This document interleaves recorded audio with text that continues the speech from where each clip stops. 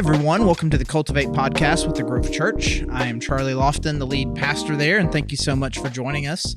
And we have here with us expert producer, question asker, general creative. Thank you, Abigail Boone. Good to be here. Excited to be back for this one. I know you've done a great job. Thank you. We've done these a couple times where Mark and I will discuss something for a few episodes, and then you come in with a bevy of questions. Yes. So we're doing that again. And if you've been joining us the last few episodes, we spent some time talking about the existence of God, the problem of evil, and we did that for 3 episodes. We talked about those things. And so we're going to take some time and ask some questions. And here's the thing. I was thinking about this. Yeah.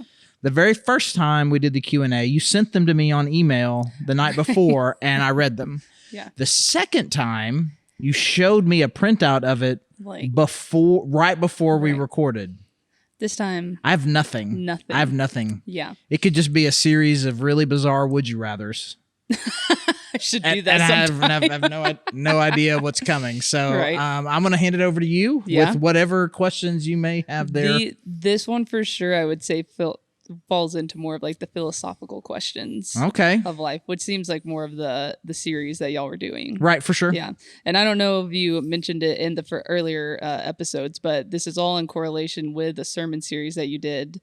And people can go back into the podcast as well and find all of those sermon series to follow along with what you were saying on Sunday morning. Yeah, so wherever you found this podcast, you can also on that are our sermon series. And so you do the sermon first, I would say. Yes. About who, does God exist? And then you can do the podcast follow-up that Mark and I did, and then the Q&A. And go into an endless trove of questions. Just keep digging. There's always more questions to be asked. Always more questions. Always more questions. I've known you long enough to know that there are always more questions. Yes. Yep. So I honestly really like this series. This is the kind of stuff that brought me to the point of working through these logical steps to believe in God and thinking this was a logical, rational decision to believe in God. And even listening to you and Mark go back and forth and you saying he's more of the experiential, emotional one, I guess you could say. For sure. And then listening to you, I a lot more relate with your side of it of I need to know what this fine-tuning argument is, or I need to know what the argument against or whatever. So this is totally right up my alley. So I already had questions locked and loaded. I'm sure I could see you over there when we were recording. I could see you over there making your questions. Yeah. In addition to the questions I'm sure you've had forever. Yes. And I had a couple of books, which I don't know if you would endorse these or not, but as I was digging into these and I got them back out this morning was Tim Keller's books, Reason for God and Making Sense of God. Yeah. And those, it's kind of like a master volume if you want to go even further into your sermons, it felt like. Okay. So here's all of the chapter titles, and those happen to be your sermons. Well, there you go. And then there's this bigger book. And then John Mark Comer has a book, God Has a Name. Oh, and it's moving from the idea of God, but moving all the way over to the point of he's actually a relational being that you can know. So there's a ton of aspects that you hit on, but we'll dive in and see what we can get done. So first you said kind of a lot of different phrases, and I just want to make sure everybody's on the same page of what those phrases are. So you said theist and atheist, which I'm sure everybody has heard a million times, but just for the off chance that someone doesn't know what that is. And then you said functional atheism. Okay. So just break down the dummy version of what do you mean whenever you say those words. Okay, so we'll give you the whole spectrum, if you will. So there is atheism, which is you do not believe that a God exists. Right. An agnostic, people use the word agnostic typically to describe someone who isn't sure, but technically an agnostic would say, a technical agnostic is someone that says you can't know. Okay. It's a different saying than I don't know and it's impossible to know. Okay. And so that's what agnostic is. But again, the pop culture more use of it is someone who just kind of shrugs. Yeah. A deist is someone who believes that there is a God separate from the universe, but is disinterested in what we're doing. Okay, that's where you get like deities. It's from the same root word. Okay. So a deist, someone who believes that there is a God created, separate from the universe, not entwined with the universe, different, created it, but has off on some other galaxy doing whatever he does, or maybe creating another. Couldn't care less about whether or not you get to your on your safe travels on your vacation. Right. Okay. A pantheist is someone who believes that the universe and God are the same thing. Oh. So there really is no distinction between creator and creation. So there is a spiritual element and a spiritual quality to the world, and there is a God, but he cannot be distinctly separated from creation. Okay. So when you hear someone say that God is in everything, that's typically what they mean. Not God is everywhere. Right. But God is in everything. Honestly, a really good example of a version of pantheist. I don't know if George Lucas would want to push back against this, but the descriptions of the Force in the Star Wars universe. Oh, okay. The Force is in everything, surrounds everything, binds everything, holds everything together. Right. It is a impersonal force that exists everywhere, and you could not separate. If the universe didn't exist, the Force wouldn't exist, and vice versa. Okay. And so then a theist is someone who believes, like a deist, that there is a God that is separate from the universe, but a theist believes that God is personal. Yeah. So he does care if you get safe travels on your vacation. He is interested in that. He is interested in the ins and outs of your life, at least to some degree. Right. Okay. And so when I say phrases like a functional atheist or a functional deist, I assume that most people who would call themselves Christians, given a quiz of all the definitions and said, okay, how do you identify? We would all identify as theists. Yeah. There aren't any real Christian atheists or Christian deists as far as their belief system. But functionally, they live. Like in the way that you live your life and the way that you think about your life, who is God really? So I've made this an offhand thing a couple of times. So you're about to go on your vacation. Do you ask God to keep you safe? Do you believe that there is a God that wants to keep you safe, and that if you pray, it would make a difference? Right. So if I said, Abigail, is there a God that exists and prayer makes a difference? You would say, yes, I believe it. Well, does your life reflect that belief? Okay. Or does my life really reflect the belief of, no, I acknowledge God. I know that my behavior matters, but I don't think he's out there trying to do anything. So I'm a theist, but functionally a deist. Okay. Or I'll go to church, but I live my life however I want to live. Right. Functionally atheist. Okay. And so what is your belief? Right. And if we just observed your life, what does your life say about your belief system? Yeah. So that honestly kind of prompts something further down that I had, that we're in the South. Right. Technically the Bible Belt. I don't know if that's even a typically used word anymore, but people still use it, but not as beaten on. But we live in a culture that God is kind of assumed. Most of the people that come up to the University of Arkansas, if you ask them if they're a Christian, they're like, yeah, grew up in the South. Of course I'm a Christian, right. I'm a good person and I'm from the South. Yes. Right. Therefore I am a Christian. So I actually pulled one of the quotes from Tim Keller's book, Making Sense of God. And he said, a person's faith can collapse almost overnight if she has failed over the years to listen patiently to her own doubts, which should be discarded after long reflection. So do you think it's actually a vital thing to do to dig into these questions rather than just assuming? He talks about multiple times in the book of it's no longer relevant to just believe in the things that you've inherited. Right. We're kind of a culture that does use skepticism and all of those things. And so do you think it's necessary for any believer at any point, even though maybe they are fully convinced there is a God, to ask, why do I believe that? Right. When you talk professionally for a living, not only on a stage, but in a podcast, but in staff meetings and in one-on-ones all throughout, I can't always remember where I said this. So maybe I'm referencing something that Mark and I talked about in our Bible series when we were talking about epistemology, or maybe this is just something that I've said in other contexts. Regardless, I like to talk about the things that we believe theologically. I use an analogy of a house very often. And we talked about, I know we talked about in that the ground in which you put your theological house is kind of the religion that you choose, or your kind of the overarching belief system. So I'm a Christian, so I'm going to build my house in Christian soil, and then I have the foundational beliefs, the important beliefs, and just kind of the interesting beliefs. For a lot of us who grew up culturally Christian or raised Christian by our parents, the way that I like to think about it, by the time you're an adult, use the phrase, you've inherited a house. Yeah.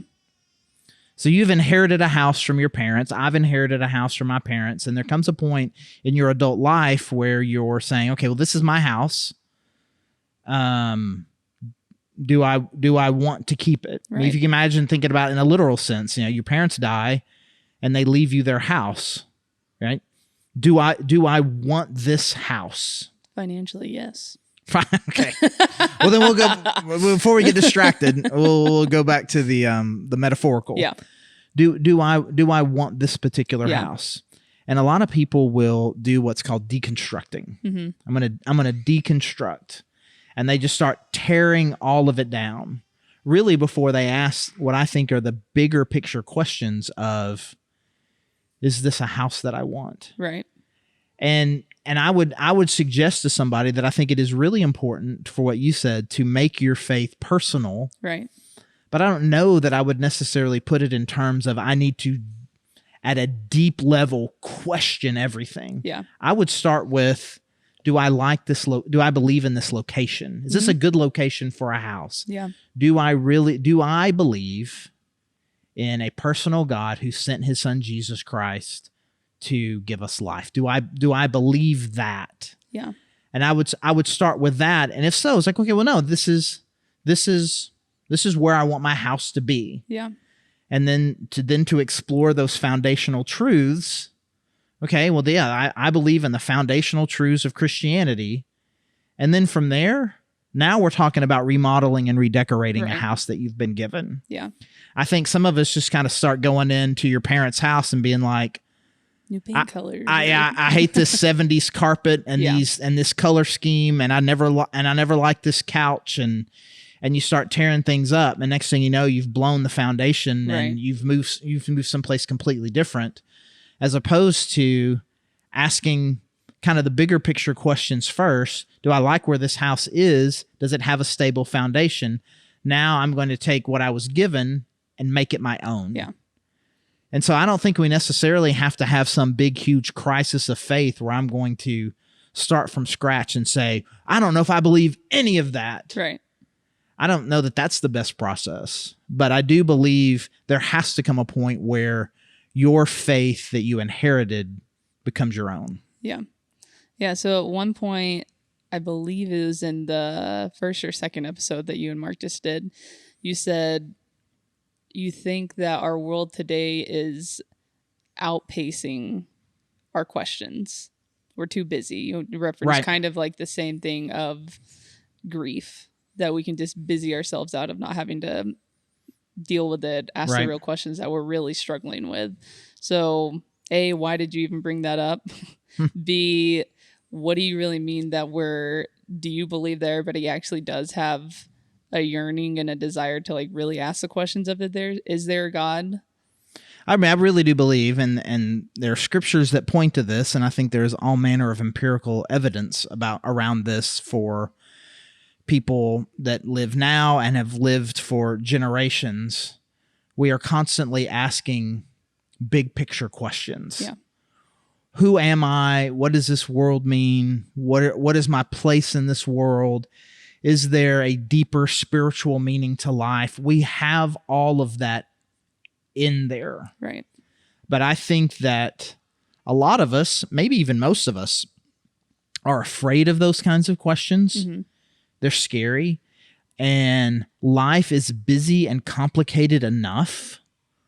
You know, I'm still trying to navigate how in this economy, you feel this, you know, how to navigate in this. How does one buy a first house in this economy and the way the world works right now?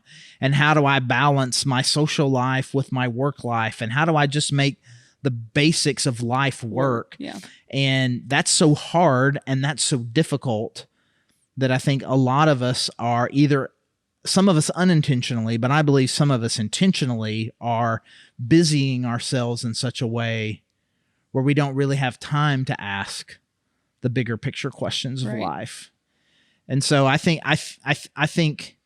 the pace of this world is prohibitive in us asking those kind of big picture questions. In the same way, we can make this a not spiritual podcast and say, I think it keeps us from building deep, intimate relationships, be they spiritual or not. Right. The busyness and the stress and the anxiety of this world is keeping me from doing the things that God said are the two most important things in the world. Yeah. Love God with your heart, soul, mind, and strength, and love your neighbor as yourself. I'm barely keeping my head above water. A drowning person is not doesn't have the capacity for that. I'm just trying to figure out how to get out of here. Right. But there does come a point where a drowning person would become very spiritual. Oh yeah. Begging for a miracle even. Right. Yeah. And so I think too many of us are waiting until that point to really ask the big picture questions. And I think a lot of us, when we ask these big picture questions in the middle of deep, overwhelming crisis, will come to the wrong conclusions because we're framing the questions poorly. Right. Rather than taking the time in a healthy, normal pace of life to kind of figure out, hey, I'm running really fast this direction. Is this even the direction that I'm supposed to be going? Right. Or am I metaphorically a dog chasing my own tail? Mm-hmm. Or just chasing some shiny object, but not really heading in the right direction? And so that's why I think it is important. I think that's why the Bible, Jesus, God, everything, it's so countercultural. Yeah. And it is countercultural for us to stop, to rest, to reflect, to love, to contemplate, because I got stuff to do. Yeah. So that actually reminds me, I was thinking Melanie in her previous podcast was talking about the Bible being countercultural and the things that Jesus says countercultural. Do you think people would also put in the category that believing the world is created by something is countercultural, at least in our country?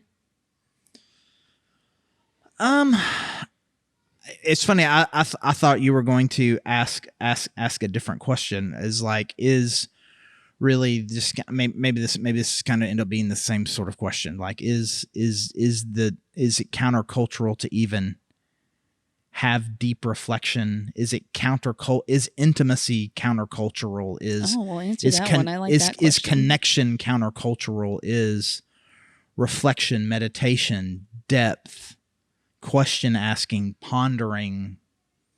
Yeah, I think our culture is entertainment based, immediate gratification based, and acquisition based. And so anything that says, hey, you've done enough, or why don't you achieve less and connect more? Mm-hmm. Why don't you take the time to build a deep, long, quality relationship, when really I can watch, and again, I'm not taking a shot at any particular social media, but like an Instagram reel or a TikTok video, and get an immediate burst of some kind. Yeah. That's a whole lot easier than getting out of my bed or off my couch, contacting a friend and building a friendship with them by having lunch with them every other week and getting to know them. Right. And so I think our culture is pushing us towards acquisition and short-term gratification. Mm-hmm. And in that, then it's not that we don't, again, it's not that we aren't theists. We are just functionally deists and functionally atheists, because I don't believe that life is found where God has pointed it. It's not that I don't believe God exists. He just says life is over there, and I am acquiring and getting short-term dopamine boosts. Right. Why do you think that was a better question than what I asked. I really like that. Why do you think one of the biggest struggles or disconnects is that they can't wrap their head around a relational God? Because in that's connection with other people, but even higher than that is you can't imagine relationship or connection, deep connection with a God. It seems so far off, or it seems almost like the watchmaker argument. Right. I think there's a handful of reasons why people would choose or tend to think maybe that lean more towards either deism or maybe a functional deism as opposed to theism. I mean, the simplest pastory answer to give is people don't want that level of accountability. Okay. Yeah. Someone that would actually know their life. Right. I think some of it is wrapped up in something I guess is we're going to talk about in the next episode, which are the questions around the problem of evil. If there was a personal involved God, the world wouldn't look like this. Right. But honestly, I believe that there are some people, and again, I know some people like this in some of my small groups who think of bigness as separateness. If someone is big and powerful, they would not be interested in small and common. Right. I think that is a very American ideal. That's why you can make a series called Undercover Boss, and it seems so weird. Right. Right. Why would the CEO be sweeping? Right. The CEO didn't even know or care. So we're going to create a reality show about how wild that would be. And so I think there is some of that. But honestly, I think one of the closeted fears is, if there is a God who noticed, would he like me? Oh, I think that's 100%. I mean, would he? It's like I'm afraid that there is a personal God, and I'm afraid then if there is, he would necessarily reject me. Or he would probably, the fear of he would tell me not to do the things that I'm currently doing. Yeah, that it would have some type of say that I didn't appreciate. Yeah, that's the first thing. That's the first thing I said. It's like, I don't want the accountability. Right. But I think the maybe the photo negative of that is, I don't think he'll like me. Mm-hmm. Like, just in my heart that I know I'm struggling. And sometimes I don't love me. A God with high standards, I know he's not going to. It's a difference. There's a subtle difference there, I think, between a rebellion against nobody can tell me what to do, and just kind of this deep sense of inadequacy that we have. And we just, my parents, my teachers, everyone who's ever been an authority of it has always made me feel like they're disappointed in me. Right. And God is only a higher version of those things. Yeah. It does seem like, though, America uniquely hates authority. And I mean, you can go large scale of really not liking the government implementing this or that, but then you can go all the way down to identity and not wanting your parents to control what they say about you, or not even wanting a certain name to identify. Right. Whatever you large or small about identity or authority over your life, Americans just hate it. Yeah, I use this word a lot. It's primarily a political word, libertarian. Mm-hmm. A political libertarian is someone who believes in not just limited government, but just a couple of steps beyond no government at all. Right? That each individual person should have the freedom to make their own decisions without government control. Right. And so in this context, when I say libertarian, that's kind of what you're talking about. I think there is this sense of which I determine my own rules. I determine my own authority. God is who I say he is. Authority is what I say it is. And so I still want to believe in a God, and I still want to believe in a personal God. But because I have this kind of independent, free American, I am my own authority thing, I wonder what God is like. And it turns out God agrees with you about everything. And what you have done is you have not connected with the creator of the universe, but you have created an idol, given it superpowers, and he looks and acts and thinks just like you. Right. And I think that's the connection that I see between kind of this American individualism, and I wouldn't say that's a rejection of theism. I say it is. It's a creation of a false God. We do have freedom because we do have the freedom to explore and ask big picture questions. we reject anybody telling us or any authority that tells us who God is. Right. So I reject the Bible. I reject pastors. I reject theologians, and that each one of us individually can independently come to our own conclusions about this. Right. And of course, you can. Yeah. But that's not the same thing as being right. Right. Honestly, I mean, this is going to nerd this out for a little bit. It's the Protestant Reformation run amok.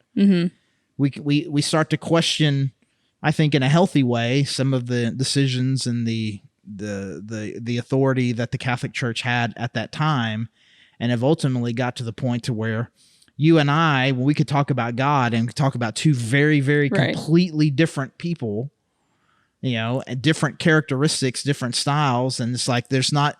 There's thousands of denominations, man, and even within those thousands of denominations, each individual person feels completely justified in being different, in determining exactly who they think God is. Right. So there's a thing like there's a fine line there between I want to make my faith personal and do I have the freedom to determine who God is? Right. And the reality is you don't. God is who God is. Right. No. The question isn't who do you think God is? Right.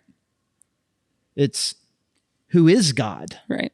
And using the brain, the heart that God has given you, the relationships that God has given you, the one another's, the authorities that God has given us to find the answer to the question, not who is God to you, right, but who is God? Yeah. Well, that even makes me think of, I don't even know what you'd put it in, the funny thought of if a tree falls in the forest and no one's there to hear it, does it make a noise? We do believe that even if there isn't a world created to receive God, there is God. Right. And so these people that kind of bump up against the authority and want to make arguments that he's actually this or actually that, they can do that. Right. But even beyond what they would intake from authority figures of church, pastors or theologians or whatever, God himself says who he is. Right. And so it's kind of coming in like head to head with like, well, do I want to accept that? Right. And if I'm going to build my house in the Christian soil, I mean, I need to recognize, man, this soil and these houses have been around for 2,000 years. Time. And for me to take a strong position about who God is that is radically different from almost every house that has existed for 2,000 years, there is a level of arrogance in that. Absolutely. That I don't know is uniquely American, but we may have perfected it. We put it in steroids and right.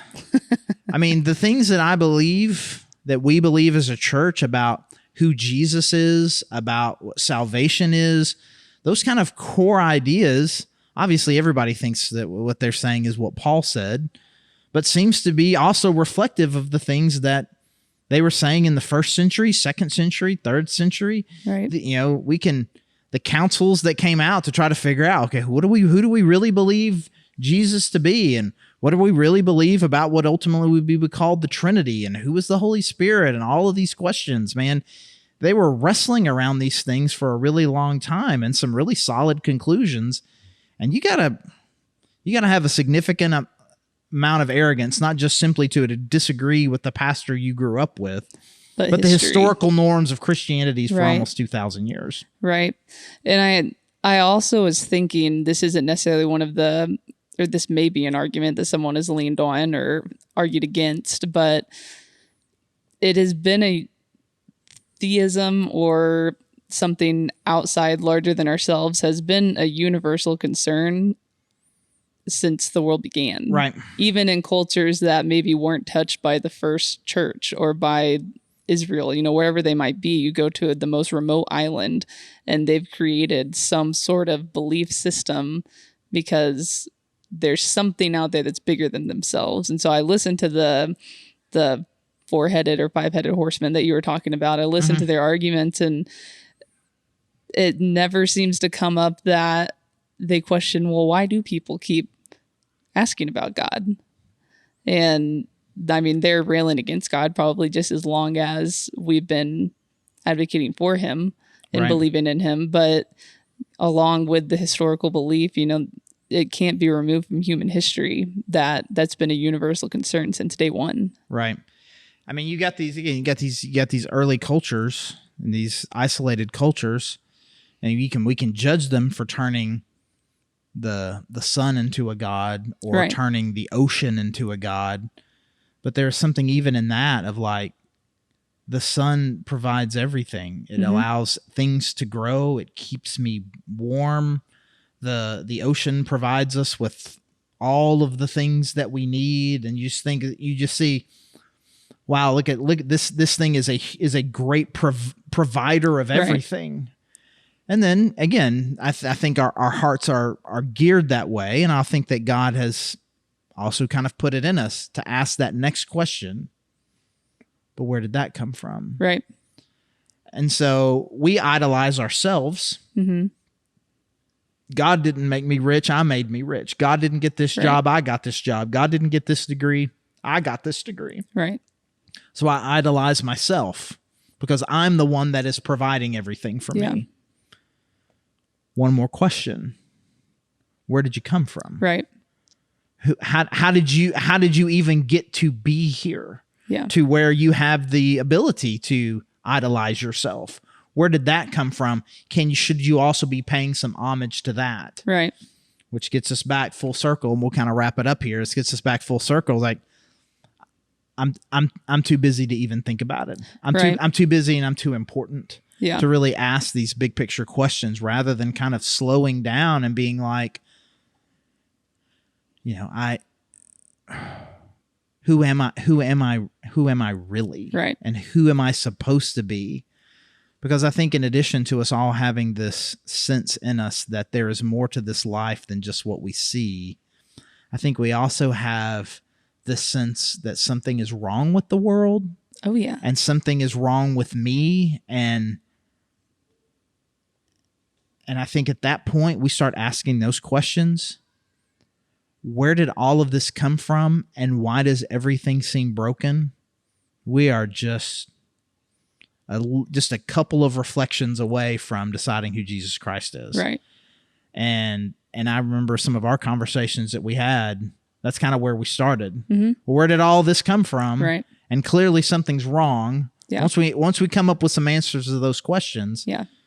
Now I was like, once we figured out the what and the why, then how do I find meaning in this world? Yeah. And then that's when the gospel of Jesus comes around. And so the people that Jesus was talking to initially when he was physically here on earth, they did not need to ask those two questions.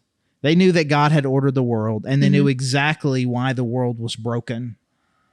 And so Jesus then comes in and gives them and says, hey, and I've got a hope for you beyond this thing that you need. Yeah. Right. Great job. Thank you. Thanks for asking those great questions. And we're going to keep this going for another episode and spend some time. We're going to keep talking about this. We're going to switch to the problem of evil. You just made me think of like two more questions that'll round that out. So we'll round it up here in a little bit, and then Yes. we'll come back. We'll talk about some more stuff around the problem of evil as well. Abigail, again, thank you for joining us, and all of you, thank you for joining us. Glad that you were a part of this. And if you are a part of the church, that's great. And I'm so glad that you're listening. If you're not, and there's some way that we could help you, serve you, help you get connected at our church, we would love that. You can find us at thegrovechurch.org. You go to thegrovechurch.org/connect, and you can find out all the details about what we're doing on Sunday mornings, how you can join us in person or online. Again, if there's anything that we can do to help you, please let us know. Thanks again for joining us. I'm Charlie Lofton, the lead pastor at The Grove, and have a great day.